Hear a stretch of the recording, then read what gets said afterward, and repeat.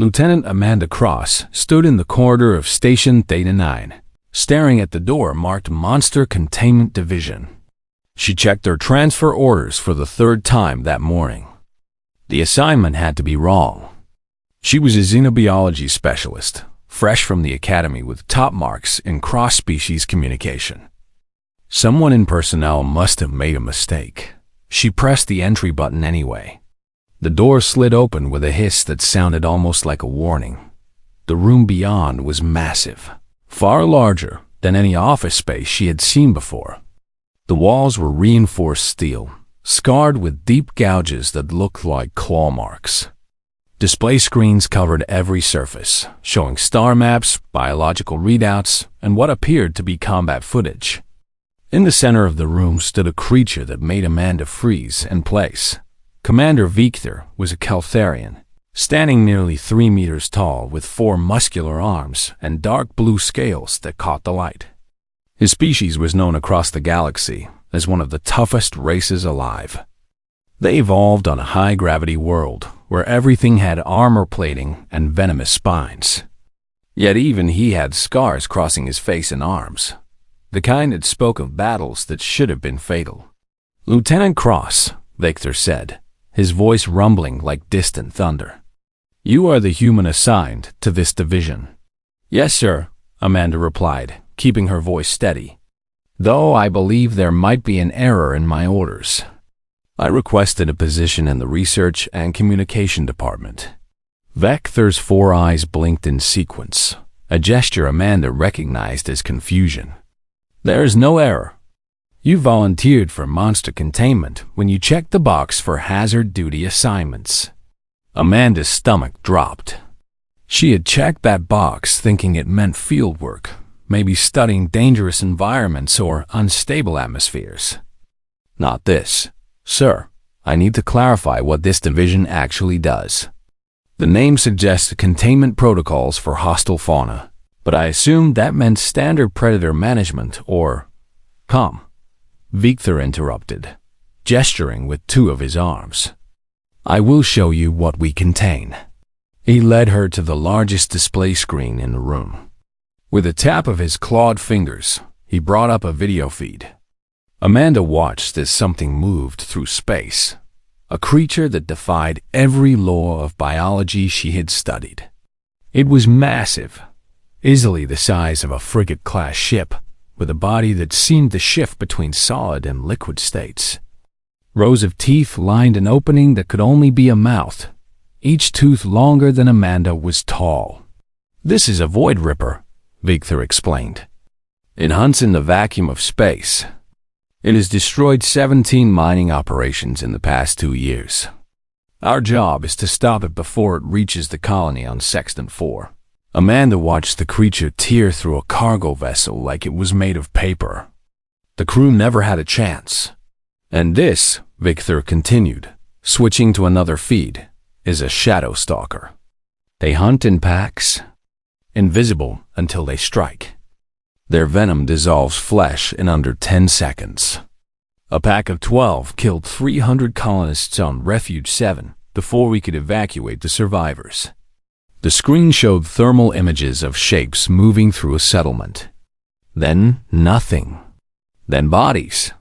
"There are 93 classified species in our database," Victor said, turning to face Amanda directly. "Each one is an apex predator from a death world. Each one has killed thousands. Some have killed millions. Our division tracks them, contains them when possible, and eliminates them when containment fails. Do you understand now what you have volunteered for?" Amanda felt her hands shaking. She forced them still. "I understand, sir." "Good. Then I will process your transfer to a safer posting. There is no shame in this. Most species refuse to work in this division at all. Humans are not built for this kind of danger." Something in his tone made Amanda pause. It was not cruelty or mockery. It was pity. He genuinely believed she could not handle this work simply because she was human. "With respect, Commander, I did not request a transfer." Victor's scale shifted color slightly. another sign of confusion in his species. You wish to remain in monster containment? After seeing what we face? I do. Why? Amanda thought about her answer carefully. She could not tell him the full truth, that leaving now felt like running, and she had never run from anything in her life. Instead, she said, because if these creatures are as dangerous as you say, then you need every qualified person you can get. I have training in xenobiology and predator behavior. That has to be useful. Vic studied her for a long moment. Finally, he gestured to the other side of the room where two figures waited. Very well. Meet your team. The first was a draken named Sarkath, a massive reptilian being with scales like volcanic rock and eyes that glowed with internal heat. He stood even taller than Victor and carried enough weapons to arm a small squad. 3 partners, Sarkath growled when Amanda approached. All human. All transferred out within 6 months. You will be the same. Maybe, Amanda said, meeting his burning gaze. Or maybe I will be different. The second team member was Prisma, a crystalline being that refracted light into rainbow patterns. She communicated through vibrations in the air that a translator converted to speech. I handle intelligence from remote locations, Prisma chimed. I do not engage threats directly. I recommend you adopt the same strategy. Noted, Amanda said. Victor pulled up a holographic display between them. Your first assignment is in 3 days. We track a Void Ripper migration route. You will observe only. Sarkath will handle any direct engagement if it becomes necessary. Your job is to learn our protocols and stay alive. Understood? Understood, sir. As Amanda left the briefing room, she heard Sarkath speaking to Prisma in what he thought was a private channel. How long do you think this one lasts? 2 weeks, Prisma replied. Optimistically. Amanda smiled to herself.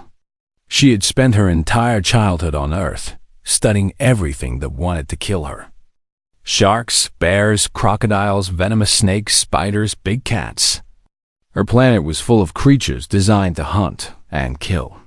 She had learned to track them, understand them, and when necessary, avoid them. These aliens thought she was weak because humans did not look dangerous.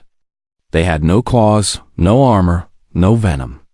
What they did not understand yet was that humans survived Earth not by being the strongest predators, but by being the smartest. She returned to her quarters and began downloading every file the division had on Void Rippers. If she was going to prove herself, she needed to do what humans did best. She needed to learn everything about her enemy before the enemy knew anything about her. 3 days of preparation went faster than Amanda expected. She spent every waking hour studying Void Ripper behavior patterns, migration routes, and attack strategies. The files painted a grim picture. In the last decade, Void Rippers had destroyed 42 mining stations, 16 cargo vessels, and 1 small colony. Death toll: over 8,000 beings. Survivors: 0. The creatures hunted in the vacuum of space with a grace that seemed impossible for something so large. They detected movement through vibrations in nearby gravitational fields and could track a ship across 3 solar systems. Once they locked onto prey, they never stopped hunting. Now Amanda stood on the bridge of the containment ship. The Sentinel, watching stars stream past through the viewport. Sarkath piloted the vessel with 2 hands while monitoring weapon systems with the other 2. Prisma floated in her containment sphere, processing data feeds from a dozen remote sensors scattered across the sector. Target spotted, Prisma announced. Designate Ripper 347. Distance: 40,000 kilometers and closing. Amanda moved to the tactical display. The Void Ripper appeared as a massive heat signature against the cold backdrop of space. It moved between asteroids with fluid motion, its body contracting and expanding like a living engine. Launching bait drones, Sarkath said. His claws danced across the controls. releasing 6 automated drones programmed to mimic the energy signature of a mining vessel. The Ripper reacted immediately. It changed course, accelerating toward the drones with frightening speed. Amanda watched as the creature opened its mouth, revealing rows of crystalline teeth that could tear through hull plating like cloth. The first drone died in seconds, crushed and consumed. The second lasted barely longer. "Containment field ready," Sarkath reported.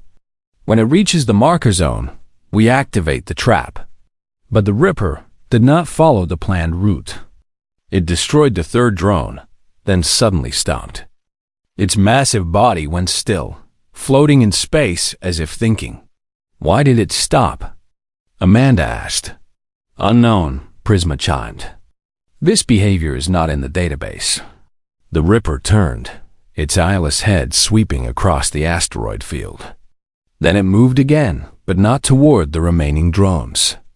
It came straight for the Sentinel. "Evasive action," Sarkath snarled, throwing the ship into a hard turn. The inertial dampeners screamed as they fought to compensate. Amanda grabbed the support rail as the deck tilted beneath her feet. The Ripper pursued them through the asteroid field. It moved faster than anything that Psi should be able to move, weaving between rocks that would have crushed the Sentinel on impact. "It knows we are not prey," Prisma stated. "It has identified us as the threat controlling the drones." "Weapons hot," Sarkath said, preparing to engage. "Wait," Amanda called out. She stared at the tactical display, her mind racing through everything she had learned. "Something is wrong. Besides the creature trying to kill us?" Sarkath growled. "Look at its movement pattern. It is not hunting. It is defending." Sarkath's claws paused over the weapon's controls. "Explain." Amanda pulled up the sensor data, overlaying the Ripper's position with the asteroid field map. "Every time we sent drones into this area, it changed course to intercept them. Not because it was hungry, but because they entered a specific zone. Right there." She highlighted a cluster of asteroids on the display. "That is territory." "Void Rippers do not have territory," Prisma said. "They are nomadic hunters." "According to the database," Amanda countered. "But what if the database is wrong? What if they do claim territory during certain parts of their life cycle? Maybe breeding or molting or something we have not observed yet." The Ripper slammed into their aft shields, making the entire ship shudder. Warning alarms blared across the bridge.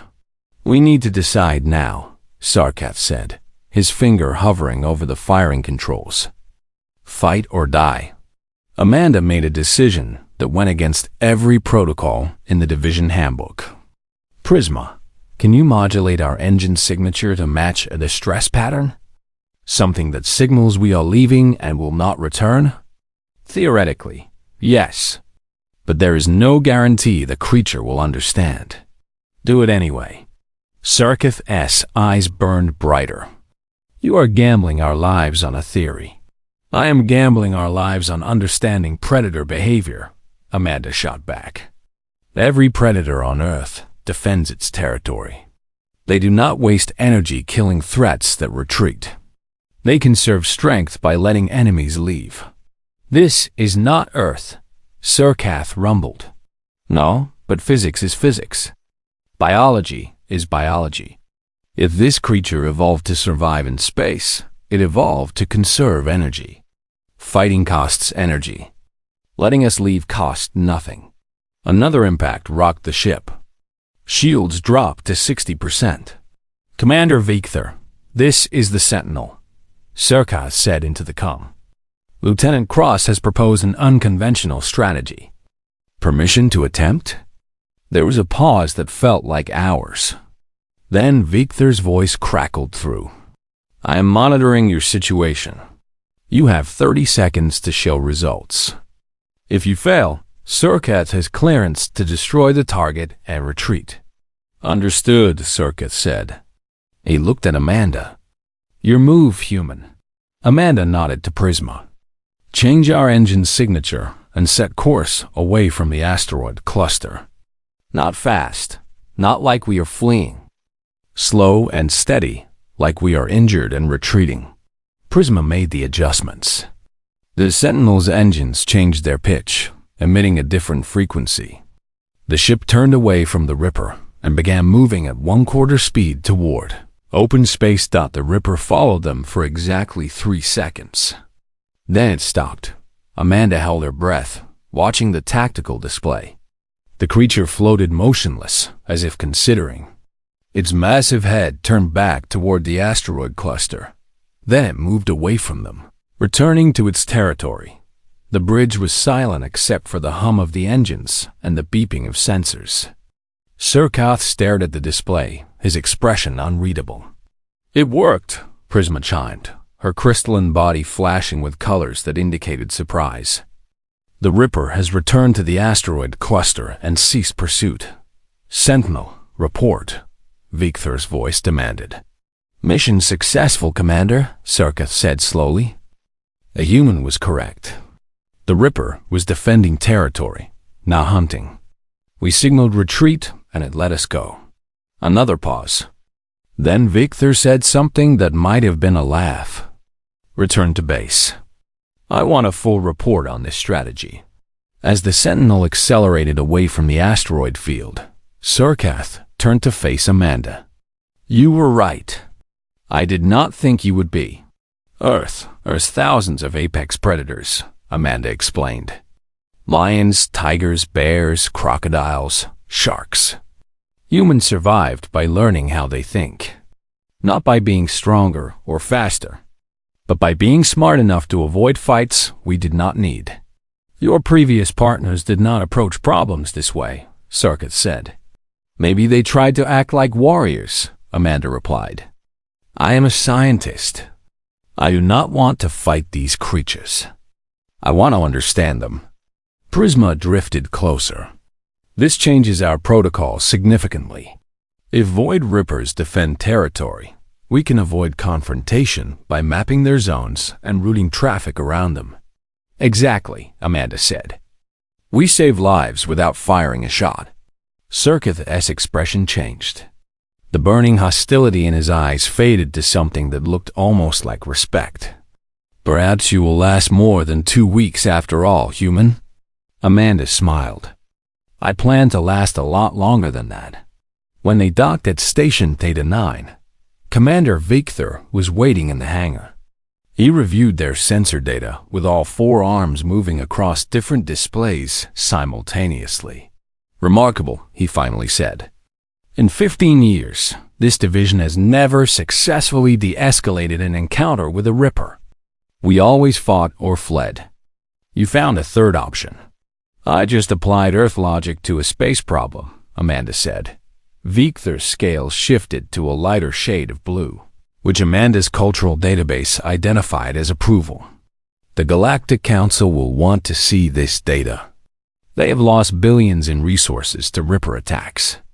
If we can map territories instead of hunting them, we save lives and money." "There is more we can learn," Amanda added. "If Rippers are defending territory, they must be protecting something. Maybe nesting sites or feeding grounds or migration paths. Understanding why they defend those areas gives us leverage." Victor looked at her with all 4 eyes. "You do not think like prey, Lieutenant. You think like a hunter who chooses not to kill." "On Earth, we call that being human," Amanda said. That night, Amanda returned to her quarters and found a message waiting. It was from Surkath. Just 3 words. "Welcome to the team." News of Amanda's success with the Void Ripper spread through the Galactic Defense Coalition faster than she expected. Within a week, her report became required reading for all containment teams. Within 2 weeks, 3 other divisions attempted her retreat strategy with different creatures. 2 succeeded. 1 team died when they misread a predator's territorial signals. Amanda tried not to think about that failure. She read the incident report 5 times, looking for what went wrong, what she could have explained better in her documentation. Surkath found her in the archives at 0300 hours, surrounded by data screens. "You cannot save everyone," he said, his voice low. "I have learned this truth many times." "I know," Amanda replied, "but I can try to save more." That was when the priority alert came through. Commander Victor summoned the entire team to the command center immediately. When they arrived, the room was already full of personnel. Admirals from 3 different species stood around the central holographic display, their expressions grim. Amanda recognized the tension in the air. Something bad had happened. "Shadow Stalkers," Victor announced without preamble. "A pack has taken over Colony Refuge 12 on the Outer Rim. Estimated pack size, 15 to 20 individuals. Current civilian population, 3,000, mostly refugees who cannot evacuate quickly." The holographic display showed footage from the colony. Bodies lay in the streets. Buildings stood empty, doors hanging open as if people had fled in panic. And in the thermal scans, shapes moved through the shadows. Fast, predatory, invisible to normal sight. "Shadow Stalkers are the galaxy's perfect killers," an admiral named Krell said. His species, the Thorians, were known for their military prowess. Even he looked worried. "They hunt in packs. They can bend light around their bodies, making them invisible until they strike. Their venom dissolves organic tissue in seconds. We sent in 3 elite teams. 2 were wiped out completely. The third retreated with 70% casualties." Amanda studied the footage. The stalkers moved like Earth's big cats, low and fluid, using cover even though they were invisible. They coordinated their attacks, cutting off escape routes before striking. "Current protocol is evacuation and orbital bombardment," Victor stated. "But evacuation will take 4 days. The colonists will not survive that long." "What about containment?" Amanda asked. Krell's tusks flared, a sign of irritation in his species. "Containment requires getting close to the creatures. Everything that gets close dies." "Not everything," Amanda said quietly. She was already forming a plan, though she knew how insane it would sound. "Commander, may I review the casualty reports?" Victor gestured permission. Amanda pulled up the files and began cross-referencing attack patterns with victim profiles. After 10 minutes of silence, she found what she was looking for. "Look at the order of deaths," she said, highlighting names on the display. The Stalkers killed the Thorian soldiers first, then the Draken security team, then the Keltharian engineers. The smaller species, the ones who looked less threatening, they died last. Some even survived for hours before being hunted. "You are saying they prioritize targets," Prisma chimed from her sphere. "Exactly. They hunt like Earth's pack predators. Lions, wolves, hyenas. They go for the biggest threat first, eliminate competition, then clean up the weak. It is efficient. It is smart. How does this help us?" Krell demanded. Amanda took a breath. "Send me in alone, unarmed. I will appear weak, non-threatening. They will not see me as a priority target." The room erupted. 3 admirals started shouting at once. Surkath's scales flared bright red, a sign of anger. Even Victor's calm demeanor cracked. "Absolutely not," Victor said firmly. "This is suicide." "It is strategy," Amanda countered. "Earth's predators ignore prey that does not run or fight back. Prey that acts sick or weak gets left alone because it might be diseased. I can mimic that behavior." "You are not bait," Surkath growled. "You are my partner." "I am not bait," Amanda agreed. "I am a delivery system." She pulled up her personal research files. "I have been studying shadow stalker biology since the briefing started. Their metabolism runs hot, extremely hot. They need constant calories to maintain their invisibility and speed. That is why they hunt so aggressively." "Again, how does this help?" Krell asked. I design a sedative compound that tastes like prey. I lace bait stations throughout the colony with it. The stalkers consume the bait. The sedative takes effect. They go dormant. We collect them safely. They are not stupid enough to eat random bait, an admiral said. No, but they are efficient enough to take easy food when it appears, Amanda replied. I watched the footage. They are hungry. A pack of 20 burning through calories that fast needs to eat constantly. If I give them something that smells right, tastes right, and does not fight back, their instincts will override caution. Victor studied her face. And you believe you can deliver this bait while surrounded by invisible killers? Yes, sir. Because I will not act like prey. I will act like something that is already dying. Something not worth the energy to kill. The room fell silent. Finally, Krell spoke. This is the most insane plan I have ever heard. I agree, Victor said. Which is why I'm approving it. Every other officer in the room protested. Victor silenced them with a gesture of all 4 arms.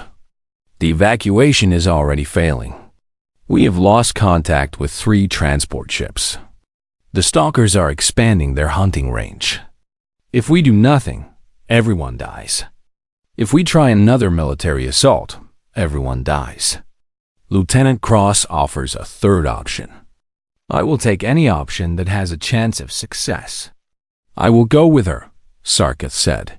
No, Amanda replied. You are a Draken. You look like a threat. They will kill you on sight. I need to do this alone. Sarkith's eyes burned bright enough to hurt looking at them. I do not accept this. You do not have to, Amanda said gently. You just have to trust me. 12 hours later, Amanda stood in the airlock of a dropship, wearing minimal armor and carrying no weapons. Her pack contained scanning equipment and 30 bait canisters filled with sedative-laced protein compounds. The compounds smelled like fresh meat and registered as organic tissue on thermal scans. Come check, Sarkith's voice said in her earpiece. Loud and clear, Amanda replied. If you die, I will never forgive you, Sarkith growled. Noted. The dropship touched down at the edge of the colony. Amanda stepped out onto the street and immediately felt eyes watching her. Not normal eyes. The kind of eyes that belong to things that killed for a living. She did not run. She did not hide. She moved slowly through the street, her steps uneven, her posture slouched. To any observer, she looked injured, exhausted, barely capable of walking. She was prey that was already dying. The stalkers watched from the shadows. Amanda could feel their presence, even though she could not see them. Her heart hammered in her chest, but she kept her breathing steady. Fear would make her look like viable prey. Weakness would make her look like wasted effort. She placed the first bait canister in the middle of the street and kept walking. Behind her, she heard movement. Something approached the canister. She did not look back. Second canister. Third. Fourth. She methodically covered the main plaza, placing bait every 20 meters. The stalkers followed her, silent and invisible. She counted 5 different thermal signatures on her handheld scanner. No, 6. 7. They are surrounding you, Sarkith said through the com. His voice tight with tension. I know, Amanda whispered. She placed the 15th canister and finally heard the sound she was waiting for. The soft crack of a canister being opened. The wet sound of feeding. They are taking the bait, she said quietly. She continued her route, placing canisters, moving slowly. More sounds of feeding came from all directions. The stalkers were eating. Their hunger overcame their caution. Just as she predicted. By the time she placed the 30th canister, the first stalker collapsed. Its invisibility field flickered and failed, revealing a creature that looked like a cross between a panther and a mantis. Long limbs, powerful muscles, jaws full of curved teeth. It slumped against the wall, breathing deeply, eyes closing. More followed. One by one, the stalkers appeared as their systems shut down. Amanda counted 17 in total, all unconscious, all breathing steadily. The sedative worked exactly as designed. "Target area secure," she said into the com. "Send in the containment teams."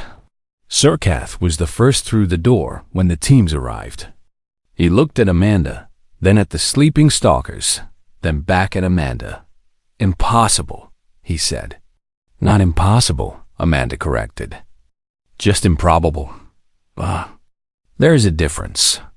The containment teams worked quickly, securing each stalker in specialized cells that would keep them dormant until they could be relocated to a sanctuary world. No casualties. No deaths. Not even injuries. When they returned to Station Theta 9, Commander Victor met them in the hangar. Behind him stood Admiral Krell and a delegation from the Galactic Council. "Lieutenant Cross," Victor said formally. "The Council wishes to speak with you." Amanda straightened, suddenly aware that she was still covered in dust and sweat from the mission. The head counselor? A floating being made of energy patterns, spoke in a voice like chimes. "You have done what our best military minds said was impossible. You saved 3,000 lives without firing a weapon. The Council wishes to offer you a promotion and command of a new initiative." Captain Amanda Cross stood before a classroom of nervous faces. 20 humans, selected from colonies across known space, sat in chairs designed for species twice their size. They ranged in age from 25 to 60, with backgrounds in biology, security, wildlife management, and xenology. Some looked excited. Most looked terrified. "Welcome to the Apex Predator Protocol," Amanda began.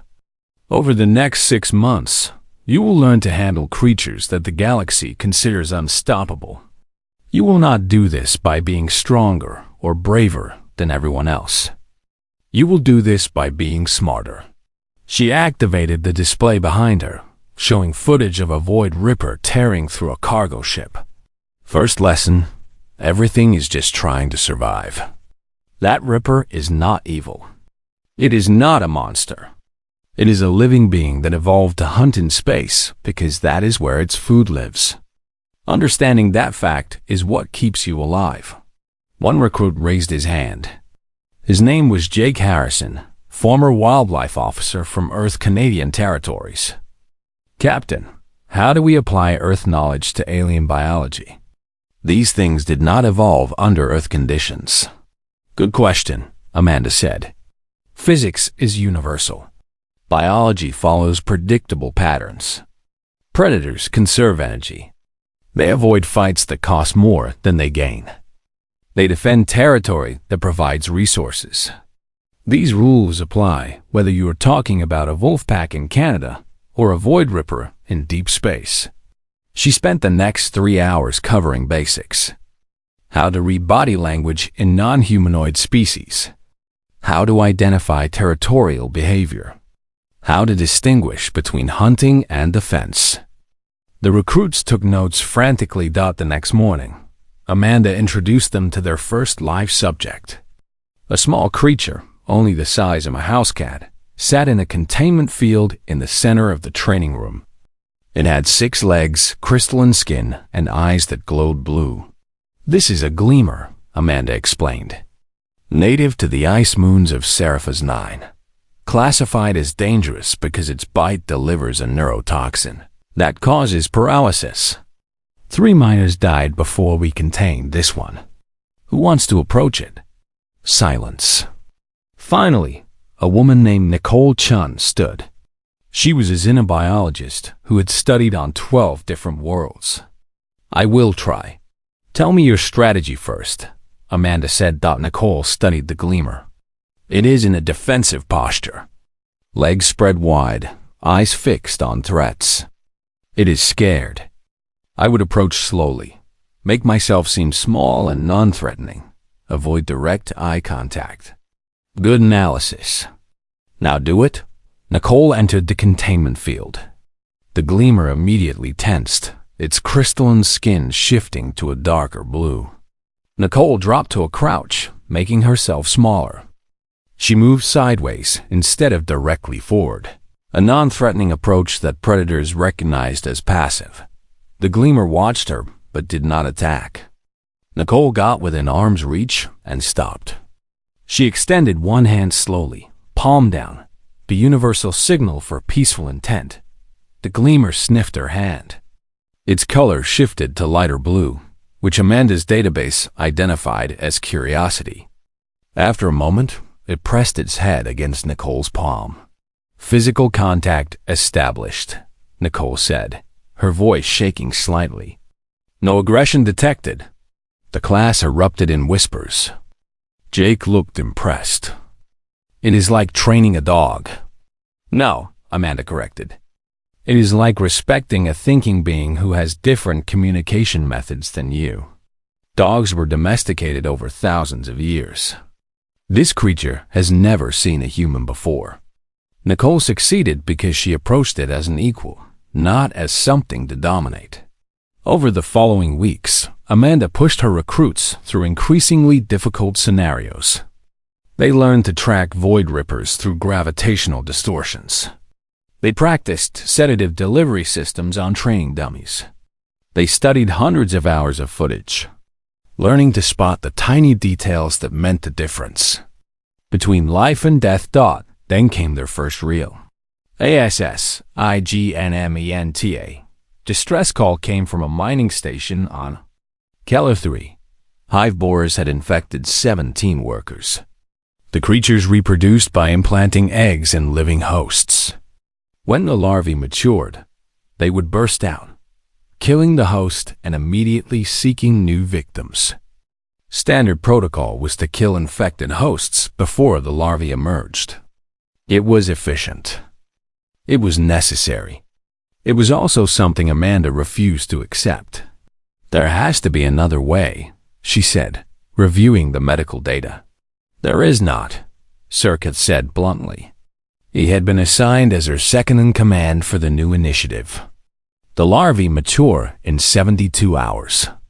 If we do not act, 17 dead becomes hundreds dead." "I understand the math," Amanda replied. "I am saying the math is wrong." She pulled up the hive borer life cycle data. "Look at their origin world. Temperate climate, seasonal variations, long winters. Species from worlds like that often have hibernation triggers built into their biology. If we can trigger dormancy in the larvae, we can remove them surgically without killing the hosts." "Unproven theory," Sarkith growled. "Then let us prove it. Jake, Nicole, you are with me. We are going to Keller 3. The mining station was chaos when they arrived. The 17 infected workers were quarantined in the medical bay, sealed behind reinforced doors. Station security stood ready with weapons, prepared to execute protocol if the larvae started emerging. Amanda went straight to the medical database and began cross-referencing environmental factors from the borer homeworld. Temperature, humidity, atmospheric pressure, light spectrum. She ran simulation after simulation, looking for the combination that would trigger dormancy. "Got it," she said after 8 hours of work. The borers go dormant when temperature drops below freezing and ambient light shifts to infrared spectrum. Their homeworld has 6-month winters with these exact conditions. How do we replicate that without killing the hosts? Nicole asked. "Environmental suits," Amanda said. "We modify them to maintain host body temperature while creating a microenvironment around their bodies that mimics winter on the borer homeworld." Jake pulled up the engineering specs. "This is going to take precision work. If we get the temperature wrong by even 5 degrees, we either fail to trigger dormancy or we freeze the hosts." "Then we do not get it wrong," Amanda said. They worked through the night. By morning, they had 17 modified environmental suits ready. The infected workers were skeptical when Amanda explained the plan. "You want to freeze parasites inside our bodies?" One miner asked. His name was Carl Preston. I want to trick them into thinking winter has come, Amanda corrected. Their instincts will tell them to go dormant until conditions improve. Once they are dormant, our surgeons can remove them safely. And if it does not work, then you are no worse off than you are now. But if it does work, you get to live. Carl looked at his fellow infected miners. Slowly they nodded agreement. The suits were applied with medical precision. Temperature sensors monitored every degree of change. Infrared lights created the spectrum that mimicked the Borer homeworld's winter sun.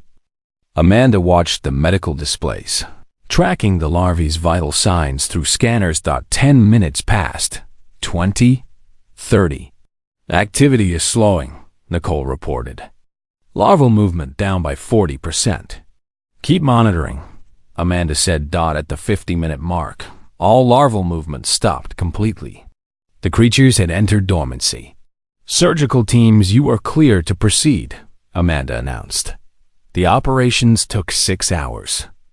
One by one, the dormant larvae were removed from their hosts and placed in specialized containment. All 17 miners survived. All 17 larvae were safely contained for study and eventual relocation. When they returned to Station Theta 9, Amanda found a message waiting from the Galactic Council. The successful rescue had been broadcast across the network. 43 different species sent requests for her team to handle similar infestations on their worlds, but not everyone was pleased.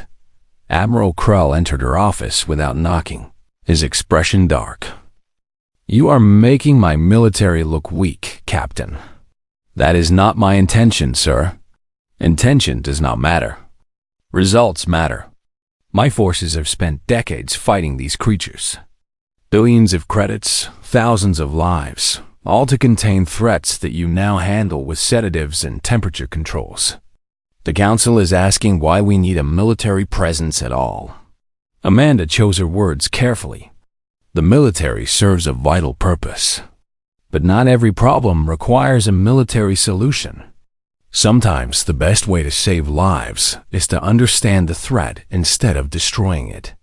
Pretty words, Krell said.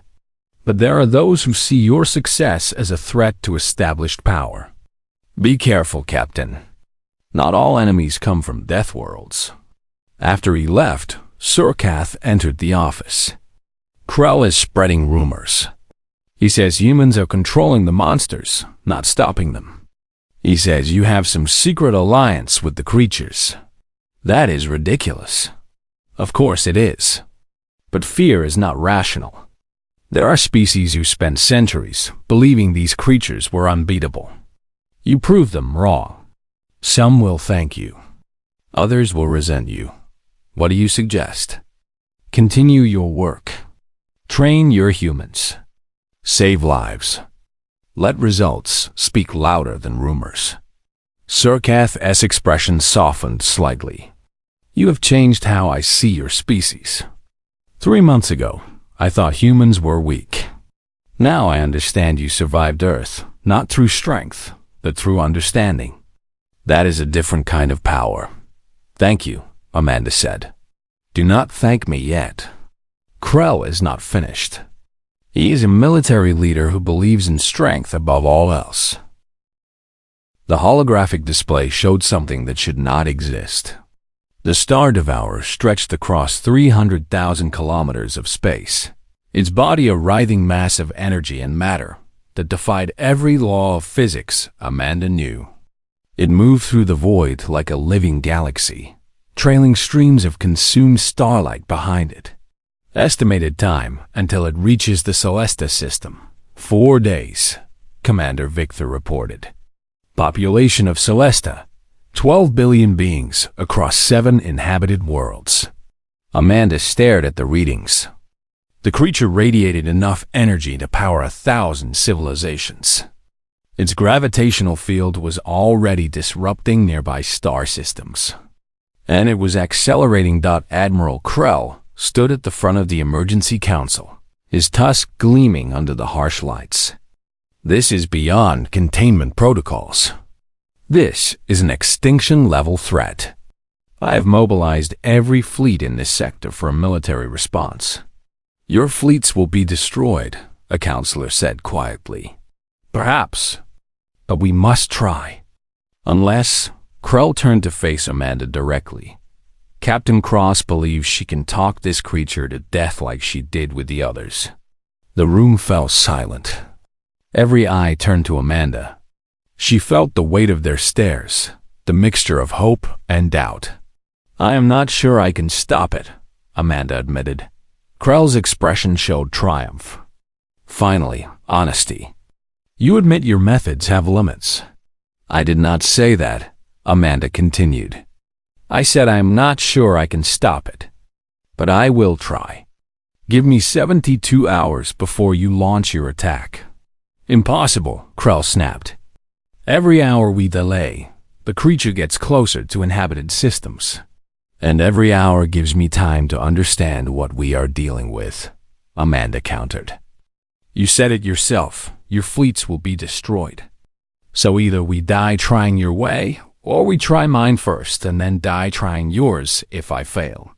Either way, the outcome is the same if I am wrong. The head counselor's energy pattern swirled with uncertainty. What do you need, Captain? My ship, the research vessel Pathfinder. Full sensor access to all historical data on Star Devourers. And permission to approach the creature alone. Alone? Surketh stepped forward. You cannot face that thing with no support. I can, and I will. Because I need to observe it up close.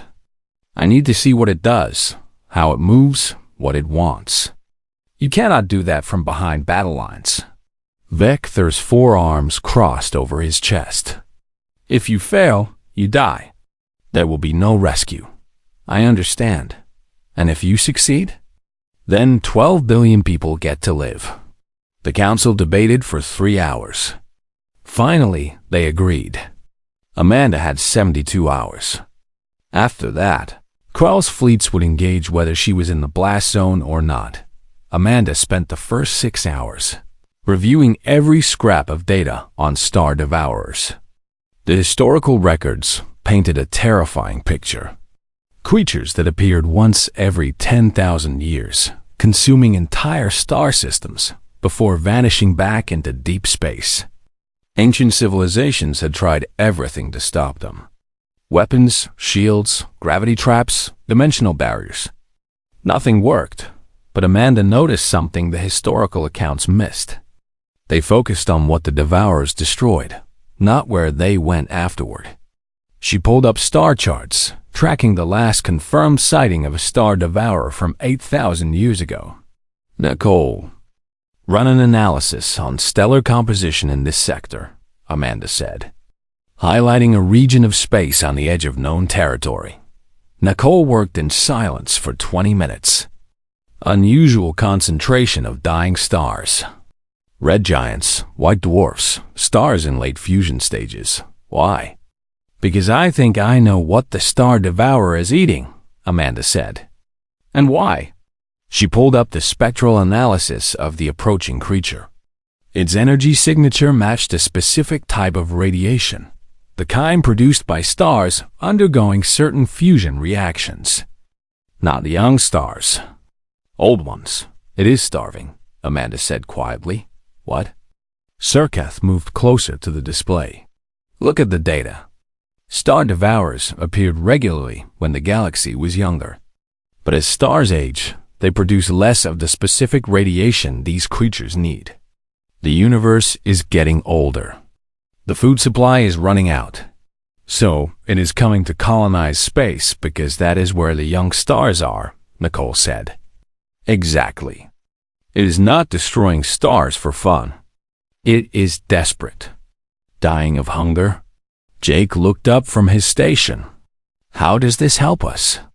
A starving predator is more dangerous, not less. Unless we give it what it needs, Amanda said. She pulled up a map of local space. There is an abandoned sector, 3 days' travel from here. Designated Sector 7799. It was evacuated centuries ago because the stars were dying. But dying stars produce exactly the radiation signature this creature needs. You want to lure it away from populated space with food, Sarkath said. Not lure. Guide. I am going to approach it, get its attention, and lead it to the food it actually needs. If I am right, it will follow. And if you are wrong, then I bought you time to evacuate Celesta before Krall's attack. 12 hours later, Amanda piloted the Pathfinder into deep space. The small research vessel was not designed for this kind of mission. It had minimal weapons, light shields, and sensors built for observation, not combat. But it was fast and maneuverable, which was what Amanda needed. The Star Devourer filled her view screen like a living nightmare. Up close, she could see the details that long-range sensors missed. The creature was not solid. It was a mass of energy fields wrapped around a core that pulsed with dying light. Tendrils of matter and radiation streamed from its body, reaching out like fingers searching for sustenance. Pathfinder to Station Theta 9, Amanda said into the comm. I have visual contact. Beginning approach. Confirmed, Victor replied. All military fleets are standing by. You have 48 hours remaining. Amanda cut the main engines and activated maneuvering thrusters only. She needed the Star Devourer to notice her without seeing her as a threat. The vessel drifted closer, slowly, like debris floating through space. The creature's attention shifted. A tendril of energy reached toward the Pathfinder. Amanda's hands tightened on the controls, but she did not run. Not yet. The tendril touched her shields. Alarms blared as power drained at an incredible rate.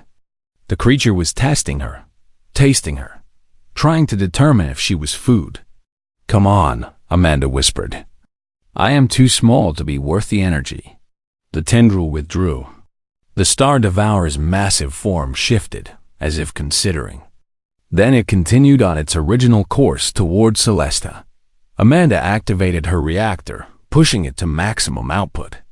The energy signature changed, mimicking the radiation pattern of an old star. Not perfectly, but close enough that the Star Devourer stopped moving. That got your attention, did not it?